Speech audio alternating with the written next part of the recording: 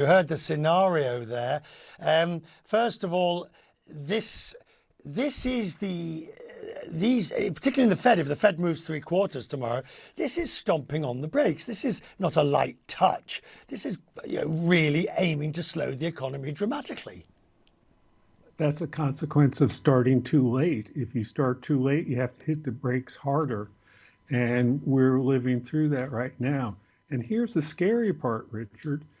Yes, the nominal policy rates are going up, but they're still below the rate of inflation in most of the economies. As you noted, U.S. 8.25%, most of Europe in the nines. Yes, they've raised the nominal policy rate, but in real terms, adjusted for inflation, still negative. They're still providing stimulus on net. If we take that into account, then you would be looking at much more sizable interest rate rises. That's the problem of starting too late. Right, but I don't see people suggesting rates in the US going to 6, 7 or 8% yet, or maybe they will start suggesting that. Well, I think Jay Powell laid the groundwork. The Fed chair in his Jackson Hole remarks was pretty somber. And the first message he conveyed was, don't expect a policy reversal anytime soon. They're going to raise rates and they're going to keep them there. I think the Fed's preference is to move interest rates up and then hold them at a higher level to provide the restraint over time.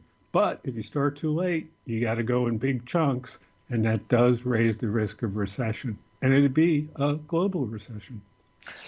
I was looking at your CV and your resume and sort of the economic work you did with the FOMC and others. So you are extremely well positioned to tell us the current rate hikes. Let's just say we get 3 or 4 more and we end up at 3, 3.25%, 3.5%, maybe as high as 4%. Do you believe over time that will bring down inflation in the US?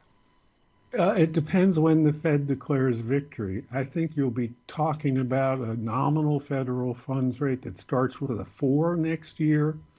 That will be associated with inflation coming down. It has already come off the peaks, but next year will be the real test for central banks. Right now, this is the bad news. This is the easy part of central banking. When you are so far from your goal, there's just one direction to go: catch up, i.e. raise nominal rates. Next year, as the economy softens, even when inflation isn't at goal yet, are they going to blink and potentially stop raising rates, maybe even cut them? That's premature. But that'll be the real test of central bankers. Is it realistic to get rates back to target ranges of 2% in a year? They will have done it by the end of this year. The question is it sufficient? And the answer is not when you have that much inflation momentum and train. The bad news from the history of the Federal Reserve is 6 out of the last 7 times they raised rates. The U.S. economy went into a recession. This is probably going to be like the preponderance of experience.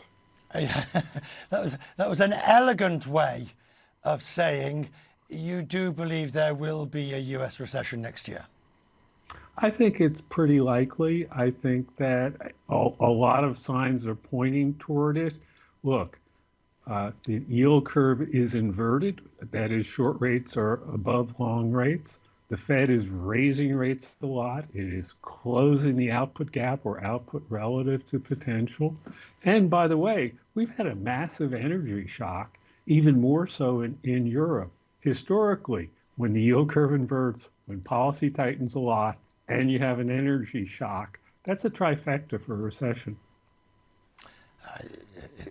Gloomy news upon which to say thank you. But in the months ahead, we will be talking more as we add more balls to the tubes.